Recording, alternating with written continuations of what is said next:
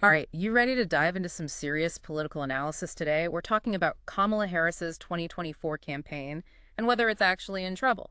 Trouble might be putting it lightly.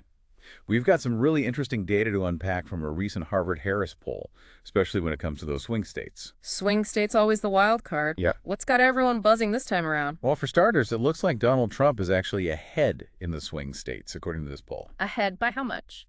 We talking a landslide or a nail biter? It's closer than you might think. He's polling at 48.2% to Harris's 46.2%.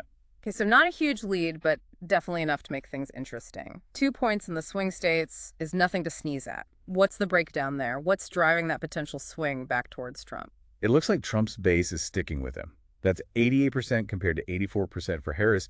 And while that might not seem like a huge difference, those more energized voters on his side could make a difference.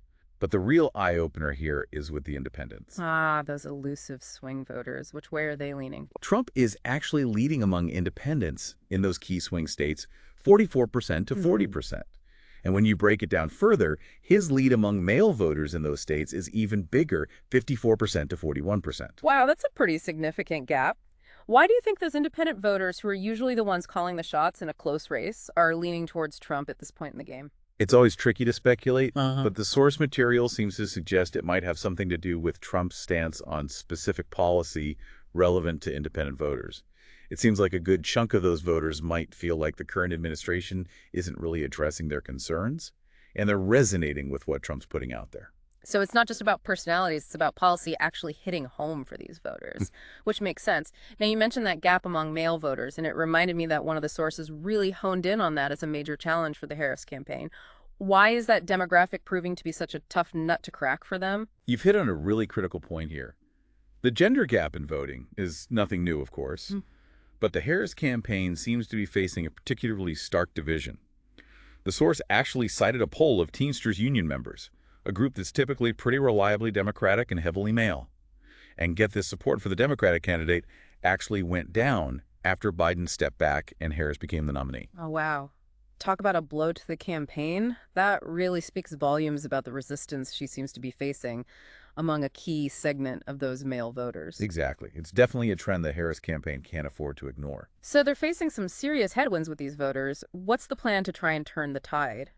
I know one of the sources mentioned something about an ad campaign aimed at male voters that, well, let's just say it didn't quite land the way they'd hoped. Oh yeah, that ad campaign. A perfect example of how good intentions can still backfire spectacularly. The source actually used the word embarrassing to describe it. What was so cringeworthy about it? Well, it seems like they were going for a kind of edgy take on traditional masculinity. Maybe trying to appeal to men who feel like those old school stereotypes don't really fit them anymore. It was created by this group, Creatives for Harris, and later on, Vote Save America was promoting it, but they ended up pulling the plug pretty quickly. Pulling the plug quickly usually means someone hit the panic button. What was the fallout like? Let's just say it didn't exactly resonate the way they'd hoped. Instead of coming across as empowering or relatable, it ended up feeling awkward, out of touch, even a little condescending to some. Oof. Yeah, sometimes trying to be too clever just backfires. It's a good reminder that authenticity really is key, especially when you're dealing with these really nuanced issues like gender and cultural identity. Absolutely. This whole thing really highlights the tightrope that campaigns have to walk these days, trying to appeal to a broad audience while also addressing these really complex and sensitive cultural issues. It's a tough balancing act. Speaking of authenticity, one of the sources brought up these pretty serious allegations against Harris about plagiarism in her book, Smart on Crime. And this isn't just about a few borrowed sentences. It sounds like there might be some pretty significant portions lifted from other sources. What can you tell us about these allegations? Yeah, this is a separate issue, but definitely one that could have a real impact on voter trust. These allegations, which were first brought to light by Chris Rufo, claim that Harris, or possibly her ghostwriter, directly lifted passages from a number of sources for her 2009 book. We're not talking about obscure academic journals here, right? Not even close. Yeah. We're talking about passages taken from some pretty well-known sources, like the Associated Press, John Jay College of Criminal Justice, even Wikipedia. Wikipedia, really. You'd think someone running on a platform of being smart on crime would at least consult a slightly more credible source. So what's been the Harris campaign's response to these accusations? They seem pretty damning. Well, at first it seemed like they were mainly focused on damage control, trying to downplay the seriousness of the copied passages. They even brought in a plagiarism expert, Jonathan Bailey, who initially said that the copied sections weren't a big deal. But I have a feeling there's more to this story. You would be correct. It turns out Bailey hadn't actually done a comprehensive analysis of the entire book. He'd only looked at a handful of specific passages that the New York Times had specifically asked him about. Hold on, now the New York Times is involved. What's going on here? Were they trying to bury this story or something? It certainly seems suspicious. They ended up publishing a piece that basically framed the whole thing as a non-issue. They kept emphasizing that the plagiarized parts were mostly just descriptions of existing programs or like basic statistics, not exactly groundbreaking stuff, you know? But that doesn't sound like the whole story. Exactly. CNN actually came out and directly contradicted the New York Times' take. They stated pretty unequivocally that Harris and her co-author had straight up failed to properly attribute the language they'd used. So now you've got these two major news outlets basically going head-to-head, which just throws more fuel on the fire. Yeah, it makes you wonder what else might be going on behind the scenes. So we've got this potential plagiarism scandal brewing, this uphill battle to connect with key voter demographics, a campaign struggling to find its footing.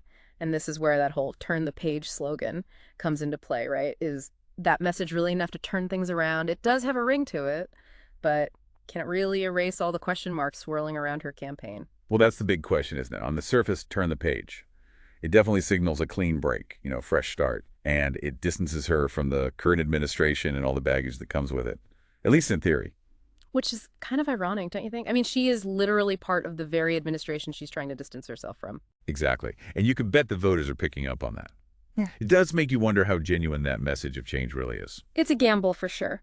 But hey, speaking of gambles, one little nugget from the source material really caught my eye. Apparently Harris is booked to appear on Fox News soon. Oh, really?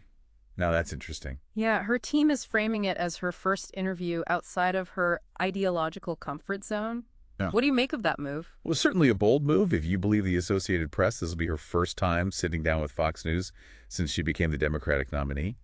It'll be fascinating to see how she handles their questions. They tend to be a bit more pointed than what she's used to from CNN or CBS. You know what's even more interesting? The source material hinted at a possible interview with Joe Rogan somewhere down the line. Can you imagine? That would be must-see TV. Oh, man. Now, that would be something else.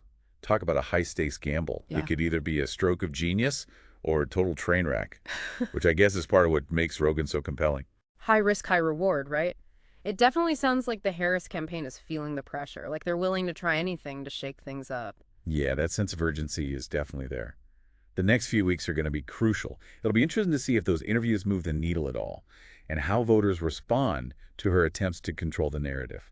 So for our listeners out there trying to make sense of it all, what's the one thing you'd tell them to keep a close eye on as this whole thing unfolds? Watch how she navigates these next few weeks. Can she address those plagiarism allegations head on and convince voters that she really is the right person to turn the page? Or will these missteps and scandals end up derailing her campaign before it really even gets off the ground? This race is far from over, and I have a feeling we're in for a wild ride. You said it. I'm grabbing my popcorn. This has been an enlightening deep dive, to say the least. Thanks for walking us through it all. Happy to do it. Always a pleasure to geek out about politics a little bit.